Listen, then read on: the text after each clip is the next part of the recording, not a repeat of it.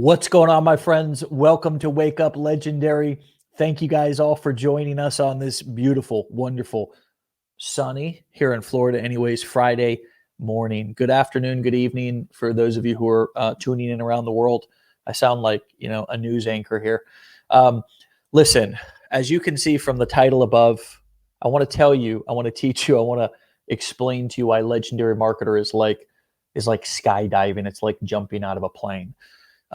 Back in 2015, when did we get married, honey? 15, 16? Wow. I know how many years we've been married, but just when it was 15, 2015, when I got married to my wife in 2015. Now we've been together for like 13 years, but 12 or 13 years, something like that. It took me a while to bend the knee, as they say. Bend the knee. Yeah. So we went to Tennessee in the mountains for our honeymoon. Okay, it's a place that we really enjoy. We feel it's very romantic, and it is. And we were around Gatlinburg. Okay, and on the very last day of our honeymoon, we were going skydiving, and I was terrified. Okay. I secretly had anxiety through the majority of our honeymoon, particularly towards the end when I knew that this was coming. And so I purposefully, I think subconsciously, picked a fight with my wife the night before because I wanted to try to have a good reason to, throw a big hissy fit and say, I'm not going to go do that. Instead of just, owning up that I was scared. This was back before I knew how to really identify my feelings. and process them in non-destructive ways. You can see that my wife's been a patient saint with me. But the next day we got up and we began driving, and luckily I was the one who was behind the wheel. And so I lollygagged, I drove slow, I stopped off at various different rest stops along the way, said I had to go to the bathroom, etc. And basically made it so we were too late to be able to jump out of the plane. And we had to call. My wife begrudgingly had to call. And our guest here has just arrived. James, I'm telling a story about why legendary marketers like skydiving and jumping out of a plane. So I'll finish this story, then I'll be right with you. Damn. I love the mustache, by the way. I'm sorry, I'm having issues this morning. Can you hear me? I can hear you. Do you want to reschedule? It's totally fine if you're having issues, man. It's all good, dude. It's all good. Let's reschedule. Hey, I'm trying to fix it. I just can't hear anything from what you're saying. Oh, you can't hear anything I'm saying. Okay. Well, while James is figuring that out, we'll kick him out. So anyways, we had to call the skydiving place and be like, we're not going to be able to make it. And my wife's like sad and pissed, and I'm happy as you're pissed, not sad. She was pissed, not sad. She knows how to identify her feelings. And of course, I'm happy as a lark, right? Because I've now manipulated my way out of having to skydive. And so as we're driving, because we still have to drive to Nashville from Gatlinburg to get on, to go to the hotel, get on the plane the next day and so forth. Well, anyways, lo and behold, about 5 or 10 minutes later, we get a call back from the skydiving place, and they say, where are you guys coming from? And my wife says, well, we're coming from Gatlinburg. They say, you guys are in luck. There's actually a time zone change about halfway between Gatlinburg and Nashville. And you guys actually are going to gain an hour, and you're going to be early. So congratulations. We'll see you here in a few minutes, right? And you'll have plenty of time to get ready to jump out of the plane. And of course, at this time, I could have swore I needed to change my underwear because it basically sunk in that I was going to be faced with now another difficulty, another situation I was going to have to try to manipulate myself my way out of, or I was just going to be pushed out of a plane. And that's exactly what happened. I was pushed out of a plane. I wasn't ready. I wasn't ready. So we got there to the place. We go up in the plane. I got the outfit on. I'm basically tied to a fellow skydiver. I don't know about you, but if you've ever been to these places and seen these people, they're crazy. They're nuts. I mean, I witnessed them at the end of the day go back up after doing like 20 jumps with tandem jumps with people and do another jump by themselves. So I'm up in this plane, 14,000 feet in the air. It's cold. I don't know if you have ever been up 14,000 feet in the air, but it's cold up there too. So you're like freaking out going, is this like a hole in the ozone? Am I going to end up sucked out into outer space? All kinds of crazy thoughts are going through my head. And all of a sudden, we're on this bench, straddling this bench, and boom, the first couple jumps off. They push us up, second jump off. I'm going, no, I'm freaking out inside, trying to hold my composure, but it's not holding very well. And it's our turn. He goes, you ready? I go, no. And he goes, all right, here we go. Boom. And for a minute, we free fell until he pulled the parachute. Now, why in the hell is skydiving like legendary marketer? Because if you allow us, we are going to push you, even though you're not ready, out of the plane, out of your place of comfort.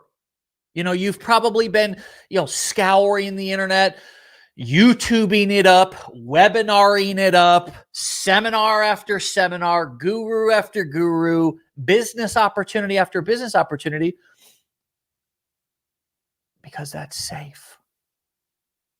That's safe to do. It's safe to stay in the classroom.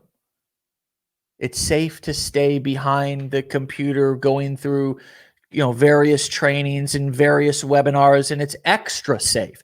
It's extra safe to totally switch gears, abandon something that you did and start over somewhere else.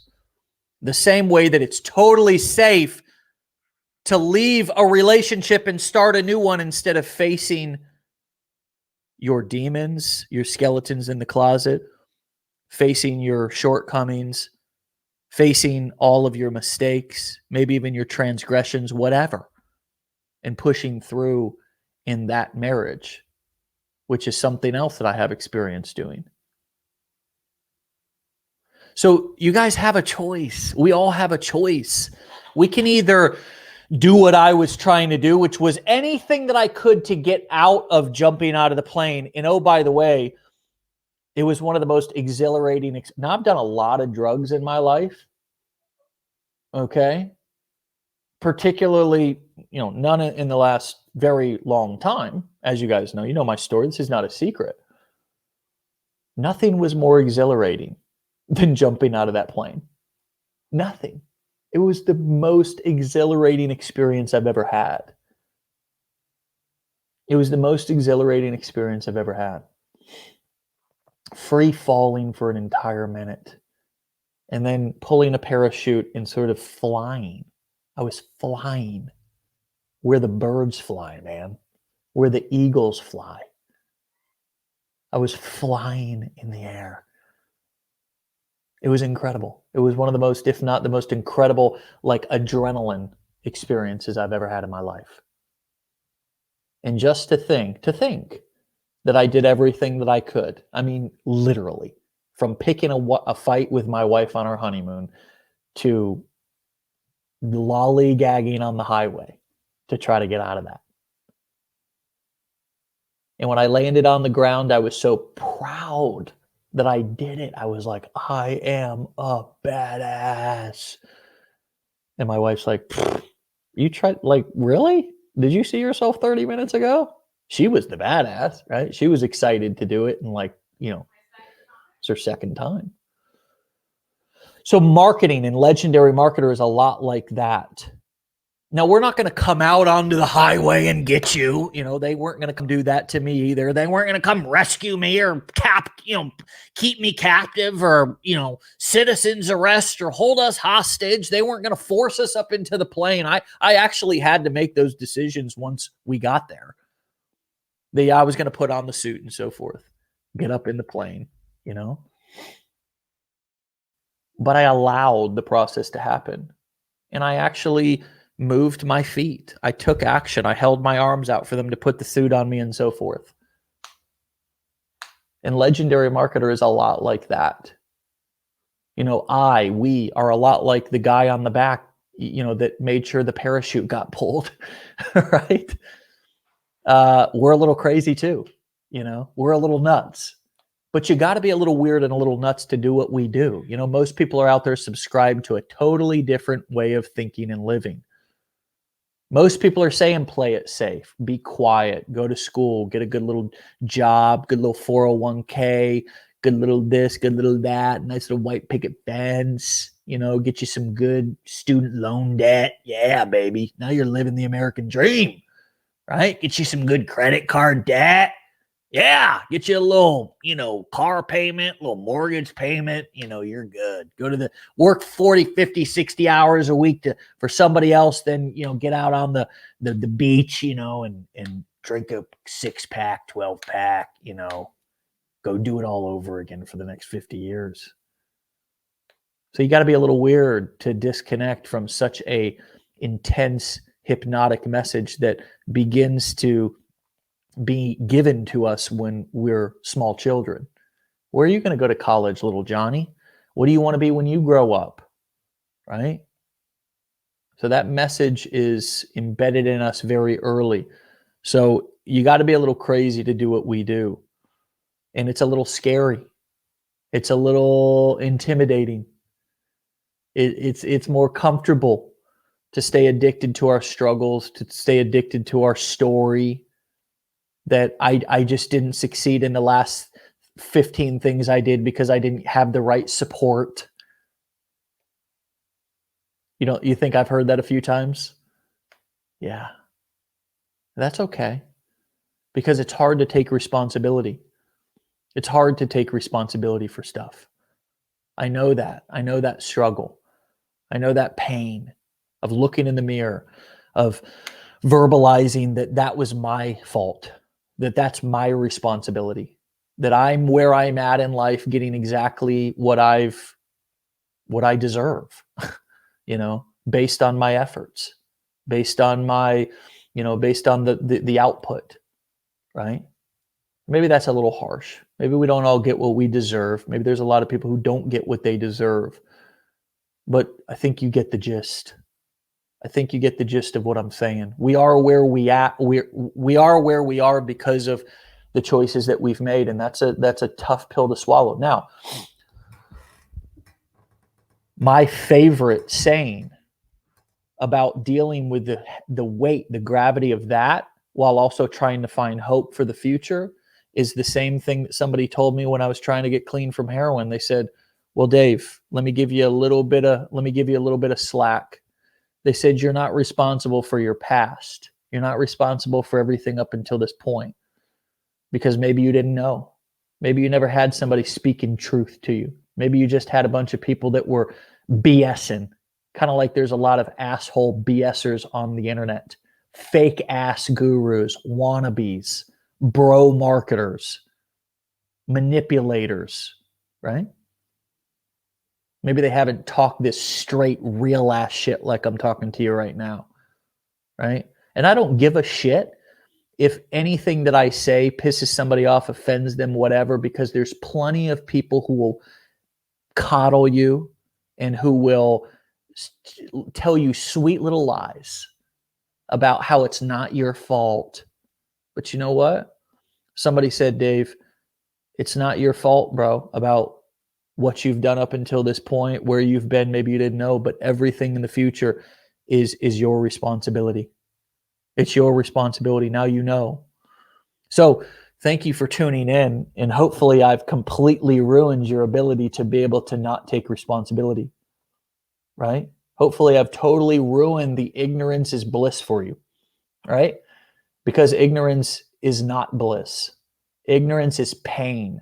Ignorance is heartache. Ignorance is confusion. Ignorance is not knowing why I keep ending up in the same shitty ass relationships, in shitty ass situations, in shitty ass jobs. And I think that I just have bad luck. I have bad luck. Oh, it just must be my luck streak, damn it. Oh, right? On one hand, we say, God's got an entire plan for my life and everything happens for a reason. And in the next breath, we say, well, damn, I just don't have very good luck with relationships. Some confusing ass shit, if you ask me. Right? So instead, what I say is, everything's my responsibility. And sure, I can have all the spiritual support and guidance, and whatever you believe and whatever I believe is irrelevant. Because at the end of the day, I still have free will, if you call it that, to make choices, to take responsibility. And it's been the most profitable decision that I've ever made in my life. It's been the most profitable. It's been the most rewarding in terms of my marriage and relationships. It's been the most impactful in terms of my parenting of my children. So I'll ask you guys today, are you ready to jump out of the plane, or do you want to lollygag on the highway? Do you want to lollygag and miss the opportunity to have the most exhilarating experience that you might ever have, which would be building a business and in pursuing passion and being creative and making some money? Who knows how much? Maybe you'll make nothing at all. Most people make nothing at all because they never ever want to do what I'm talking about. This is the real ass shit. And that's a very professional and technical term that I'm using there. This is the real ass talk that not a single sorry ass guru who's trying to sell you a dream is giving you. Not a damn one of them, right? And that's why they're so popular. That's why they've got so many followers. Because I love to feel like a victim, and so does everybody else, right? I love to feel like it's not my fault. If I only had the right support, if the person that I bought that training from only flew out to my house and got me up off the couch every day and sat me down at my computer and brought me coffee and food and clicked my mouse for me, then I would, right? It's insanity. The lengths that we'll go to not take responsibility for our own success. And it's also insanity, the lengths we'll go to avoid taking responsibility for our failures. But you know what? Life is about failing forward. It's just as valuable to know what doesn't work as to know what does work, because at least you know what not to do. It's very valuable for a child in a home to know that if they touch the stove, it will be hot as shit and they will burn their hand. It's valuable for them to know what not to do. And as a matter of fact, when we're early in life, we learn what not to do first. Then we learn what to do. Don't stick your finger in a light socket. Don't touch a hot ass stove. Don't run on the pool deck. Don't jump in the pool if you don't know how to swim. Like, all these things are what we learn not to do first, so we don't die. So it's okay to make mistakes. It's okay to fail. It's okay to humiliate, have some humility, for God's sakes. Humility doesn't mean humiliation. It means being right-sized, realizing that I'm fallible. I'm not better, I'm not worse than anybody else. And always remember, this episode today that legendary marketer is like jumping out of a plane. James, are you there, my friend? I am, man. First of all, I'm sorry, dude. Like literally everything that technically could go wrong went wrong. We'll reschedule, bro. It's totally Okay. fine. I'm always prepared with material. It's totally Yeah, cool. So Roxy will get with you and we'll reschedule another time. Don't stress. Don't freak for out. sure. We're just grateful that you're willing to come on and give back and share your experience. Okay. Definitely, man. All right, my brother. Keep rocking. Okay. Cool. See ya. Yeah. All right, my friends. Have a great day. Remember that we do these 5 days a week. We do these 5 days a week. So tune in. Okay. Tune in. Stay close. All right. Learn. Right.